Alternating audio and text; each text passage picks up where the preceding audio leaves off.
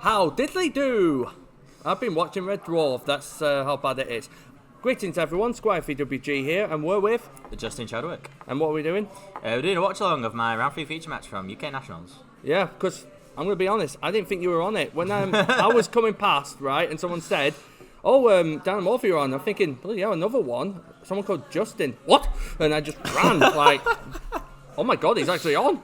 And I was just watching it like... What's he doing on? And you got lads at the front, I'm pretty sure, watching it as well. He was just watching. So anyway, I went on YouTube, went back a bit, and I was watching some of it, and it was just like, wait, what did he call that card? And then he was comparing the deck to sort of like brand it. Like, which was what? But we're going to be watching along and seeing what he did, and... Obviously, he did do an interview with Phade of Team Orion, which will be in the link in the description below. Yeah. Please go and check it out. Really cool guy, really sound guy, and of course, really great content creator. Go and check him out. So let's get into this watch along. See what we're getting at. Yeah, just going to do some general observations of plays that were made. I think we're starting in round 3. Yeah. So at this point, I know Phade has said it's not a glitch. Dinomorphia are 2-0 up, and I'm like, I don't know if that was harsh. Like, was that harsh or something?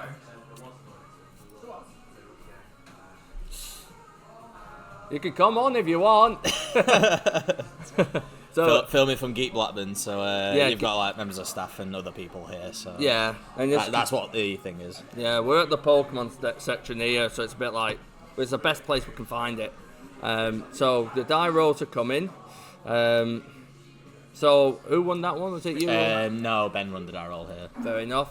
Yeah, because he got to set up straight from the off. I think it was Stovey pitch backjack. Yeah, I see the backjack there. Yeah, we saw the backjack because I'm pretty sure he did Stovey pitch backjack to start both of his turn ones when he had the chance. Yeah.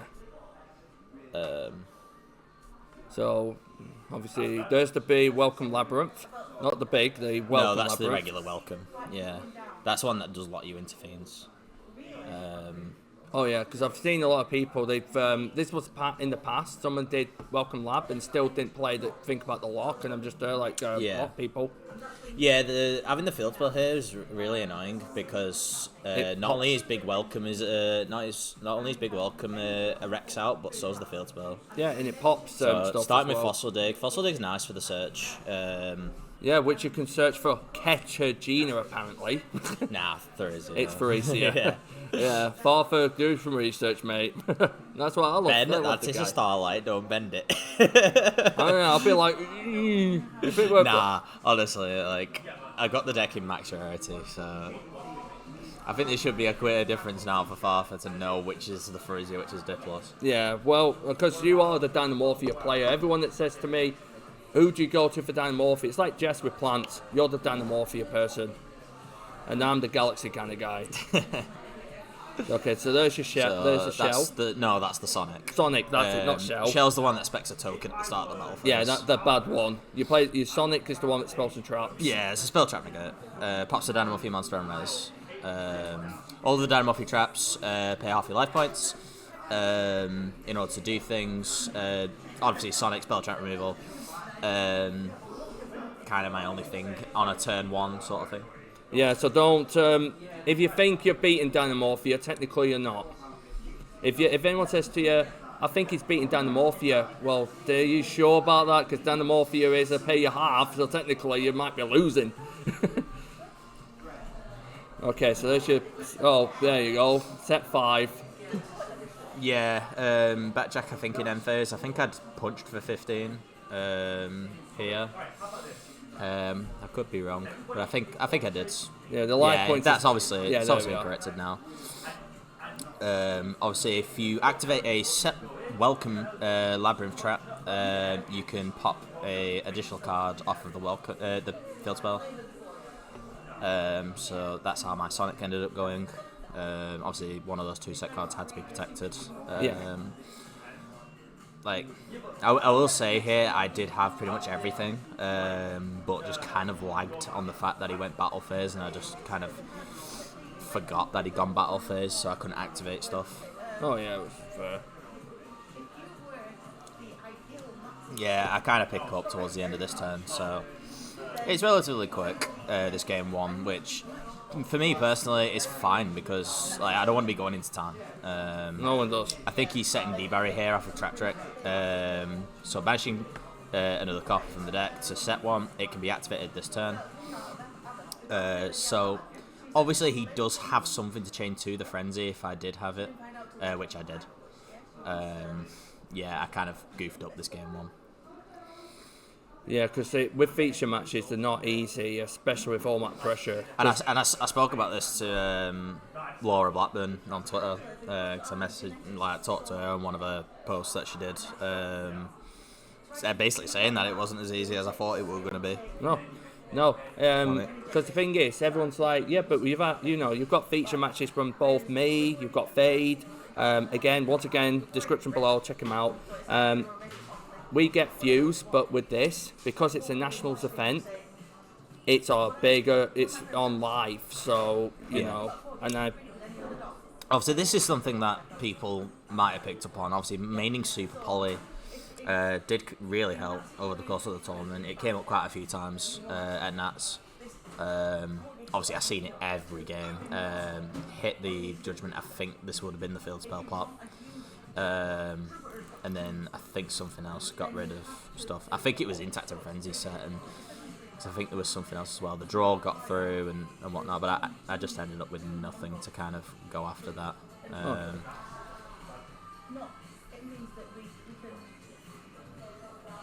So that's a big because it's either the lovely pop as well or the welcome field spell pop. I keep thinking welcome Labrynth, but it's not.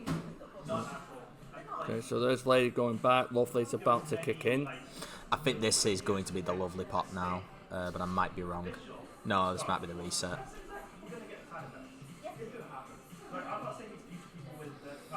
Okay. I think at this point I was probably considering the scope.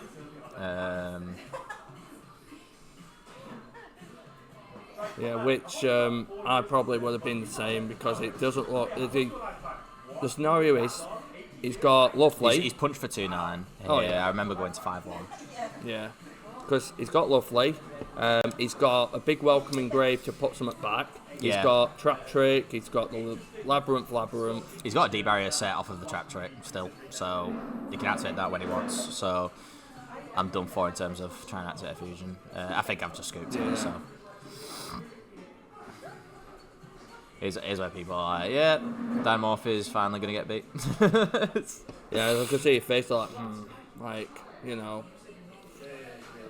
Going into game 2, obviously taking first. No shocker. No shocker, it's Dinomorphia. You know, it's like... Yeah. I kept getting asked why Ben scooped this game, and I said, like, I had enough damage on board. Oh, yeah. And that by the end of the... as you guys might see, by the end of this game 2, I did have enough on board with the Garura. This is kind of spoiler for this game. But you'll see how everything pans out. Dig again, search for the YuGiOh. It's like a guessing game. I'm trying to remember what I set here. I'm guessing I set Frenzy off of this. Oh yeah, it was that. Did I have the cross out? No. Yeah, set 3 pass. Must have already had what I needed. Obviously, Winged Dragon of our Sphere mode. Really interesting side option. Yeah, it's one of them where it's like... like people were saying he's probably going to regret not doing this now.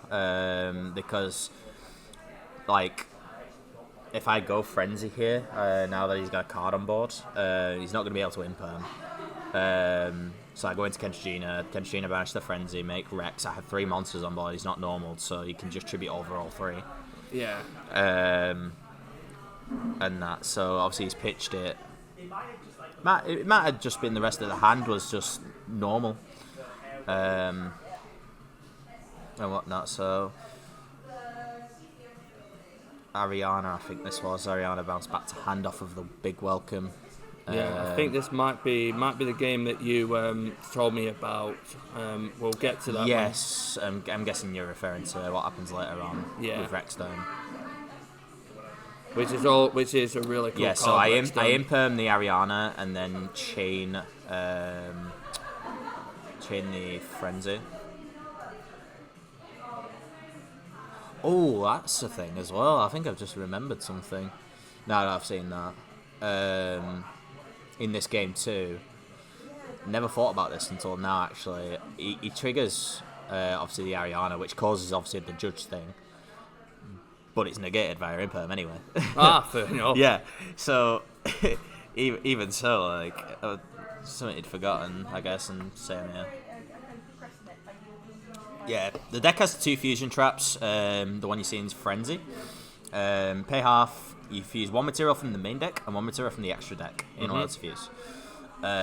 So that's why you see an extra deck going to the grave in Stealth Bergia. I kind of feel sorry for Stealth, if I'm being completely honest, because there's Stealth Bergia, there's Kendra, there's Rexterm. The other 2, other than Stealth, are miles ahead for the strat. Like, there is, like, no real way to even consider, like, summoning the Stealth Bergia. No, Stealth Bergia has to be like a very specific thing that you want to do in order to win with it. Kenchigina has the quick effect to banish a Dinomorphia normal trap from grave in order to copy its effect. So obviously doing the Frenzy basically for a second time in order to bring out the Rexterm. So now I'm on 2000, so with Rexterm, anything with currently 2000 or more attack points on Ben's field is unable to activate their effects. So he can't specifically activate them. Plus it has a quick effect to modulate the attack points of the monsters on Ben's field in order to become the same as my life points. So if I did it now, the Ariana goes to 1000, I'm on 1000 as well, so Ariana can't trigger, say if it was normal or something. Yeah.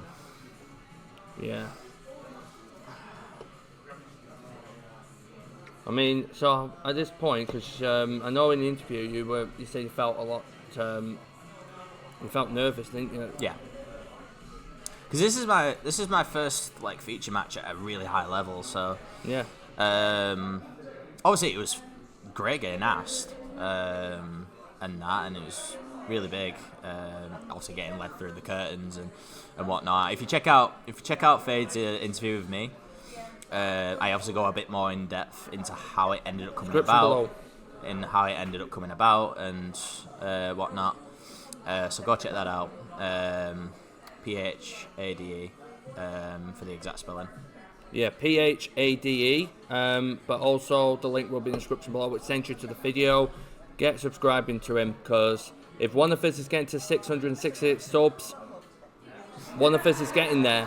So help him out as well. It's a bit of a weird number, isn't it? 668. He plays a deck that's near enough demonic.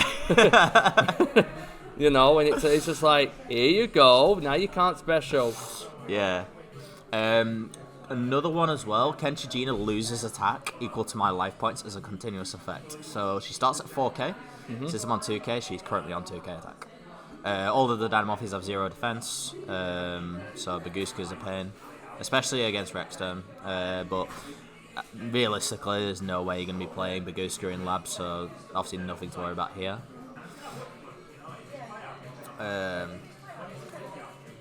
Trying to think. I think he popped Kenchigina here, but I'm not sure. All of the Dinomorphias float on destruction. The main deck too, Diplos and Therizia, have to banish a Dinomorphy not a Dinomorphy trap, any trap from the grave in order to revive the other. So if Therizia gets destroyed, you banish a trap, revive Diplos, and then vice versa. The fusions, if they're destroyed, so Kenchigina gets destroyed here, effect, revives to level 4 or lower without needing to banish a trap. Rexterm, same as Kenchigina and Stealth, but doesn't has to be level 6 or lower, so a bit more flexibility with Rexterm. Yeah, right, so what about... Go on. What about, was it in the... In the turn. So I bring back Therizia, affected Therizia. I think you'll probably see Ben gesture to Ariana in a second. No, this is it, because obviously I have to pick up Rex there. Now, I'll explain a bit more about this. So, I'm on 1,000 life points, and the one monster on Ben's board is Ariana, that's at 1,000 currently. That obviously triggered. A was negated by her imperm anyway, and then obviously couldn't activate under Rex as a second thing. Obviously the imperm I realised like a couple of minutes ago. But yeah, it was a simple fix, but because of this, both of us got PE minor warnings. And there is one thing right at the very, very end that was noted by the commentary, if you watched it. But it was kind of also quick in the way it ended, so that the judge wasn't going to be able to intervene and maybe upgrade anything. So obviously I'll explain about that second thing later on, but the game ends in this battle phase. But obviously we're going to watch this pan out, and Lady Labs, I think, already been used. There's the Welcome in the Graveyard, which is live. However, that doesn't matter once I do the next play. I think I'm just confirming stuff at the moment.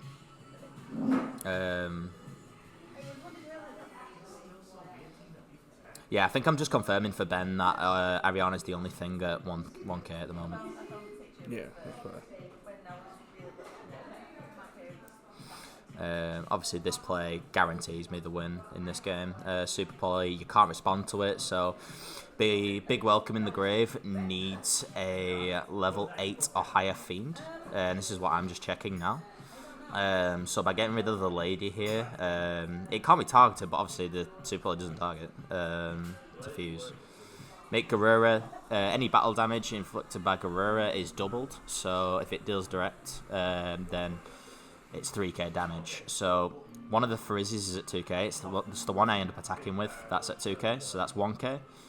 So you got another 1-5 with the second Pharisia, so that's 2-5. 3k, 3k, that's 8-5 on board. Yep, and that's... and then Ben, obviously, I'm going through with him on the damages and stuff, and then that's where he picks up. Right, that's fair enough. So yeah, game on to you there. And I think Game 3 was one of the coolest things we've seen. Honestly, like, I think that Game 3 was one of the best games I've had in a good while. One of those, like, odd games. Obviously, there's still a bit of nervousness at the moment.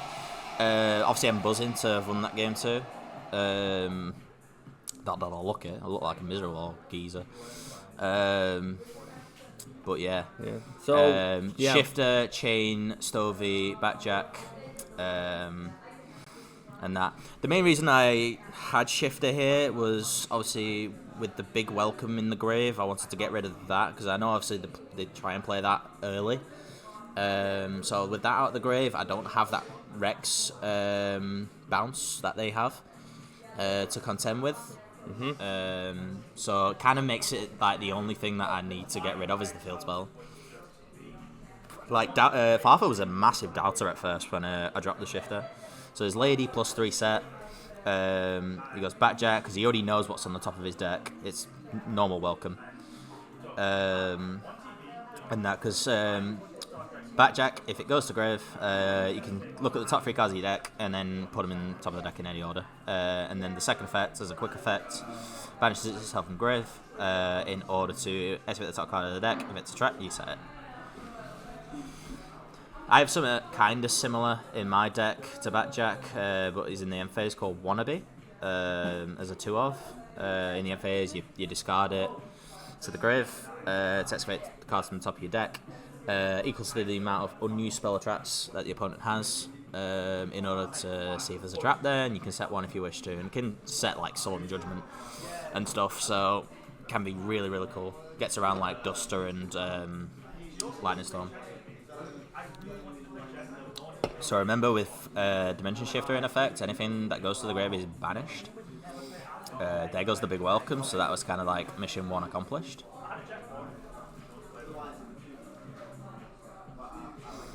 And Ben did set the Eradicator which comes up, but it comes up in a really funny way. Man, I got so fortunate this game. Yeah, that's the thing I want to see, because Have you not seen it up until now?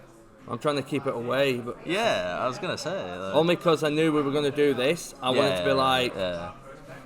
I wanted the best part, because I know I've seen the first bit and the second bit, but this bit is the one that, because I don't want to say what you did at the end, but I know you made a big. There we go. There we go. There's the Eradicate. He's considering tributing Lady. But he ends up going for the Lovely in the end. Yeah.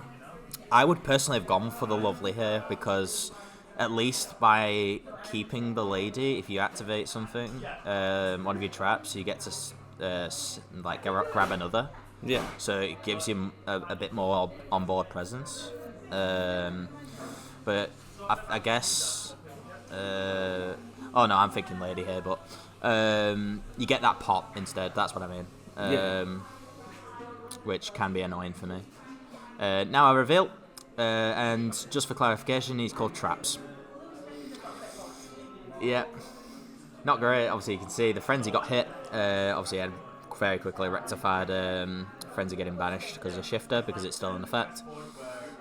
He's having another nosy at the hand. I'm guessing this is where the comments are like, why didn't you just call spells? Yeah.